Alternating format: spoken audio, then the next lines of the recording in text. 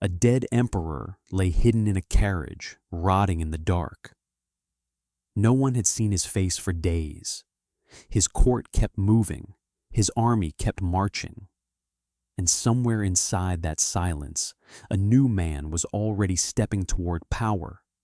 He had not been born to a palace. He had not been raised for a crown. He came from the edges of the empire, from a family so obscure that even ancient writers were not sure exactly who his people were. But within a few years, this unknown soldier would seize the Roman world in both hands and remake it so completely that the empire before him and the empire after him would feel like two different civilizations. His name was Diocletian, and when he rose, Rome was not glorious. It was bleeding to death. By the late 3rd century, the empire had become a machine of panic. Emperors appeared and vanished with terrifying speed. Generals declared themselves rulers. Frontier armies lifted men onto thrones and then murdered them when fortune turned. Plague had torn through cities. Tax systems were breaking down. Trade had been shaken. Entire provinces had slipped away under rival emperors in the west and rebellious kingdoms in the east. For decades, Rome had looked less like an eternal empire and more like a giant body convulsing before collapse. This was the crisis that shaped Diocletian. He grew up far from the polished center of Roman power, probably in the region of Dalmatia, on the empire's rough Balkan frontier. He was not the son of a famous senator. He was not wrapped in old family honors. Ancient sources even hint at humiliatingly modest origins, the kind elites loved to mention when they wanted to remind everyone that power could still come from men they considered beneath them. But the Roman army had become one of the last ladders left. If a man was hard enough, smart enough, lucky enough, he could rise. Diocletian did. He learned the world the way frontier soldiers learned it, through discipline, movement, suspicion, and war. He served under emperors who were constantly fighting to hold the empire together. He watched rulers die, watched armies change loyalties, watched ambition and fear drive men to treason. In that world, survival did not go to the most noble. It went to the most controlled. And Diocletian was controlled. By the year 284, the emperor was Numerian, a young ruler returning from the east with the army after a Persian campaign. Then something went wrong. Numerian vanished from sight. His attendants claimed he was sick, hidden inside a closed litter. The procession kept going. The smell became impossible to ignore. When the litter was finally opened, the emperor was dead, and had probably been dead for some time. In a system already poisoned by distrust, that was enough. Suspicion fell on Aper, Numerian's father-in-law and powerful Praetorian prefect. The army gathered. Officers argued. Everyone knew that whoever controlled the next few moments could control the empire. That was when Diocletian stepped forward. He accused Aper of murder. Then, in front of the assembled army, he drew his sword and killed him with his own hand. It was theater, justice, vengeance, and political calculation all at once. Aper fell. The soldiers roared. Diocletian was proclaimed emperor. Just like that, a man from nowhere had climbed onto the Roman throne. But taking the title was the easy part. Keeping it was something else. Because Rome already had another emperor. In the west, Numerian's brother Carinus still ruled, and Carinus was not going to surrender the empire because an officer in the east had made a dramatic speech and spilled blood in front of some soldiers. Civil war was now inevitable. One claimant had the east, The other had the West. Between them stood the fate of Rome. As Diocletian marched, the old pattern threatened to repeat itself again. Another war, another emperor, another corpse, another year of chaos. It would have been easy for him to become just one more name in the endless list of desperate rulers who flashed across the empire and disappeared. But fate, chance, and the weakness of his enemy opened the door. In 285, the two sides met near the Margus River. The details are blurred by time, and Roman history often hides its turning points inside fragments, rumors, and later retellings. What seems clear is that Carinus began the battle with the advantage. Then, suddenly, he was dead, possibly killed by one of his own officers. His army abandoned the cause. The West submitted, and Diocletian stood as sole emperor of the Roman Empire. He had won the world, or at least the Roman version of it, and it was a ruined prize. An emperor looking at Rome in 285 was not looking at triumph. He was looking at a giant frontier under pressure from every direction. Germanic peoples pushed against the Rhine and Danube. Persia remained dangerous in the east. Internal rebellions could ignite with terrifying speed. Provincial governors had armies. Ambitious commanders had dreams.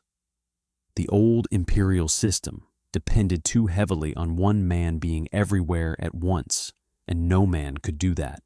Not anymore.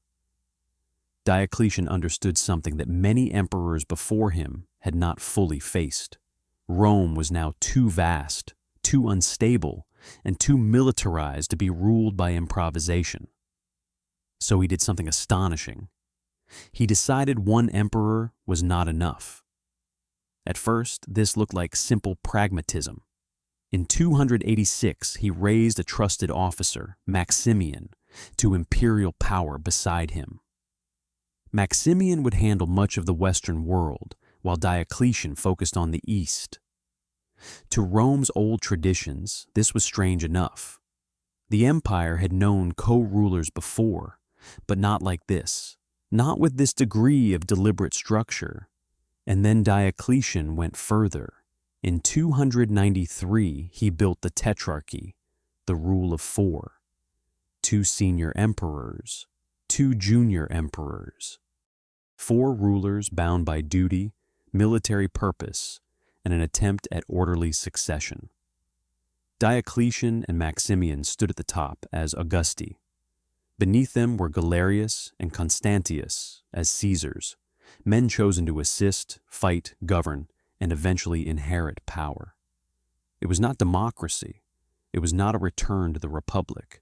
It was a military monarchy redesigned for survival. And for a moment, it worked.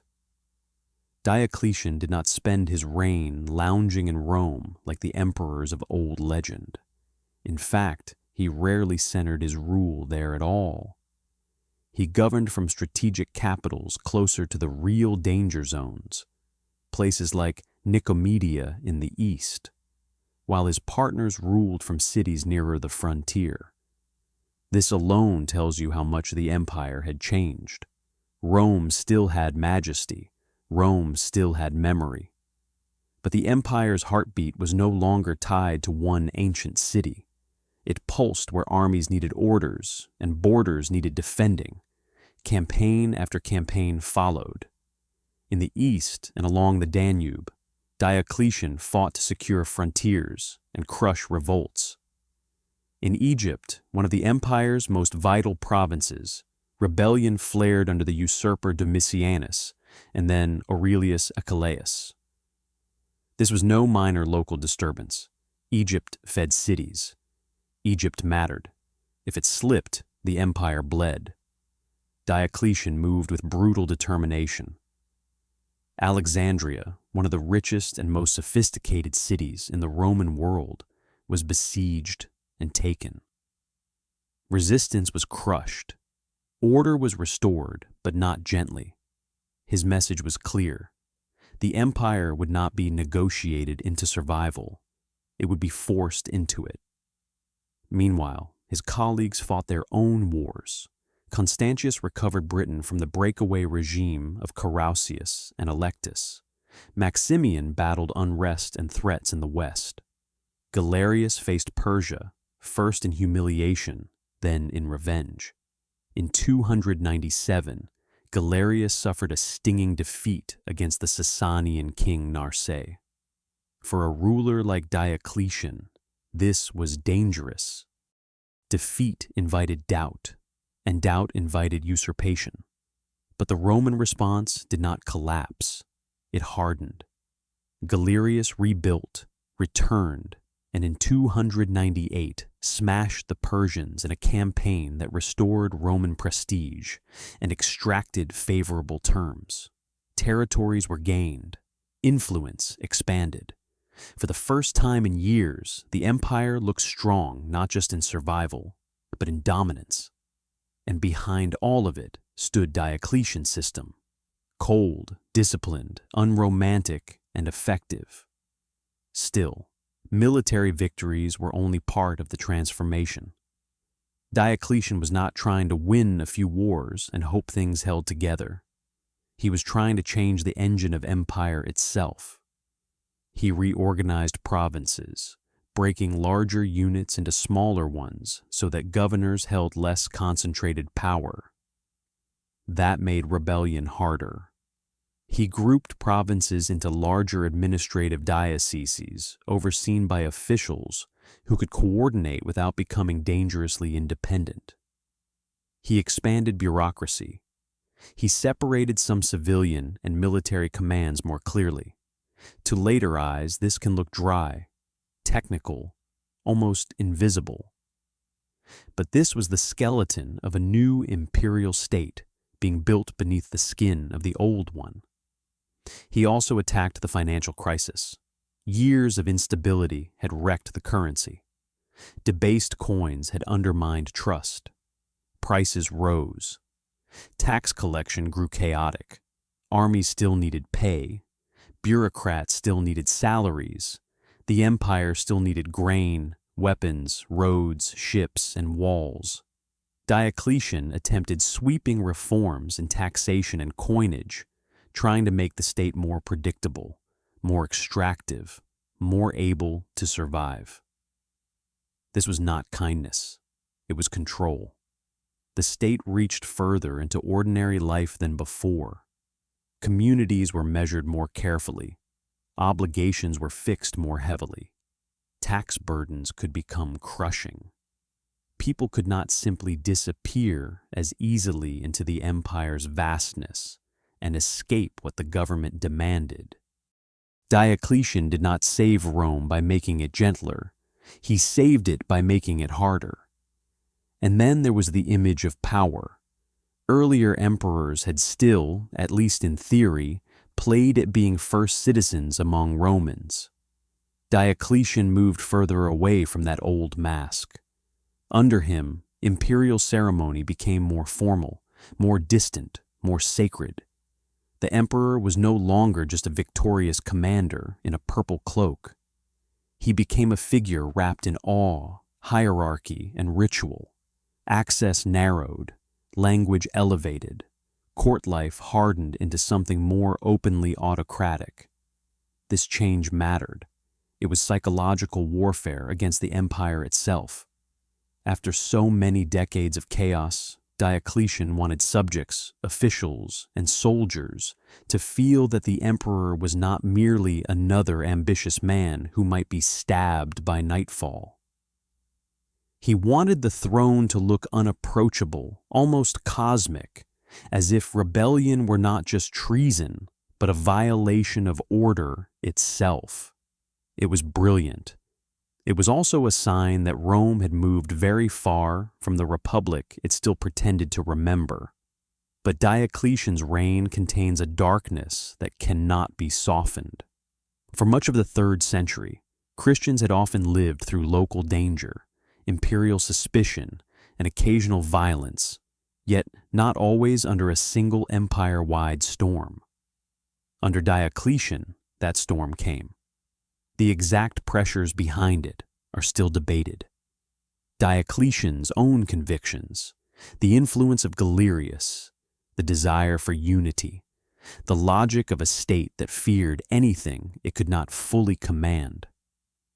Whatever mixture drove it, the result was one of the greatest persecutions in Roman history.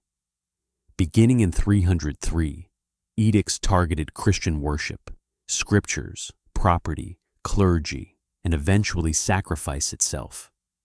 Churches were destroyed, sacred texts were burned, believers were arrested, some recanted, some complied, some fled, some died. The empire Diocletian built was a machine for order. Christianity, growing, organized, and loyal to something beyond imperial power, looked to many in that machine like a dangerous rival source of truth. So, the state struck. The persecution was not uniform everywhere. It varied in severity across regions, but its memory burned deep. For Christians who survived it, Diocletian's government was not only the regime that stabilized Rome, it was the regime that came for their faith with the full weight of imperial force. And that is part of what makes him so powerful and so difficult as a historical figure. He was not simply a savior, he was a savior with iron hands. Then, after all of this, he did something almost unbelievable. He stepped down. In 305, Diocletian abdicated the throne and compelled Maximian to do the same. The Caesars, Galerius, and Constantius rose to become Augusti. A planned succession, orderly, deliberate, lawful by the rules of the new system, was supposed to prove that the empire no longer needed to gamble everything on the death of one ruler. No emperor before him had truly done this in the same way. Men had been overthrown, forced out, murdered, or humiliated. Diocletian retired by design. He withdrew to his vast palace at Split on the Dalmatian coast, a place part fortress, part villa, part monument to a man who had remade the state, and now meant to watch from a distance while others carried it on. It should have been his final triumph. The architect leaves the stage. The system endures. History confirms the genius of the builder. That is not what happened. Almost immediately, the tetrarchy began to strain. Ambition returned, rivalries sharpened. Sons of emperors expected what the system had denied them. Armies had their own loyalties. Legitimacy was never as mechanical as Diocletian wanted it to be. After Constantius died in Britain in 306, his son Constantine was proclaimed emperor by the troops. In Italy, Maxentius, the son of Maximian, seized power. The carefully ordered machine of succession began to break apart under the old pressure. Bloodline, military support, personal ambition, survival. At one point, as the political order frayed, envoys reportedly tried to persuade Diocletian to return. The old emperor, the man who had risen from obscurity and held the empire together, was still alive. Perhaps he could restore the system one more time. He refused. Later tradition preserved a line that became famous. When urged to resume power, Diocletian is said to have answered that if the men asking him could see the vegetables he had planted with his own hands, they would never suggest such a thing. It is one of history's strangest images.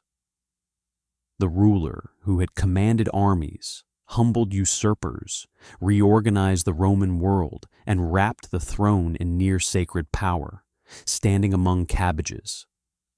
But the line matters because it reveals something essential. Diocletian understood what power cost. He had climbed too high and seen too much to mistake the throne for peace. He knew the empire could consume every man it crowned. And perhaps, after saving it once, he no longer wished to be devoured by it again. He died sometime around 311, or perhaps a little later, while the empire he had redesigned was already moving into its next great struggle. Constantine would rise. The Christian empire Diocletian had tried to crush would emerge under imperial favor. The political order would shift again. In many ways, his own succession plan failed. But that failure can hide how enormous his achievement really was. When Diocletian seized power, Rome was trapped in a cycle of fracture so severe that collapse felt imaginable. Emperors came and went with absurd speed. Provinces broke away. Armies chose rulers like gamblers choosing a card. The empire had not yet died, but it had started to look mortal. When Diocletian left power, the empire was governed through a new administrative structure, defended more effectively, taxed more systematically, commanded more centrally, and imagined in a new way. He did not restore the old Rome. He created the foundations of a different Rome, one that could endure in altered form for centuries. That is why he matters. Not because he was loved, not because he was gentle, not because every part of his system survived exactly as he intended. He matters because he looked at a collapsing world and understood that sentiment would not save it. Tradition would not save it. Nostalgia would not save it. Only transformation would. And he was ruthless enough to force that transformation through. There is something almost unsettling about men like Diocletian. They do not arrive wrapped in destiny. They come from places the elite barely notice. They rise through broken systems by reading them clearly, by mastering fear, by acting when others hesitate. When they finally reach the top, they often seem less dazzled by power than everyone around them. They treat it like a weapon, a structure, a problem to be solved. Diocletian was one of those men. He came from nothing the empire respected. He inherited a throne surrounded by rot, betrayal, and collapse. He killed, commanded, reorganized, persecuted, and rebuilt. He turned emperorship into something colder and more absolute. He gave Rome a second life, but not a softer one. And in the end, the strange truth is this.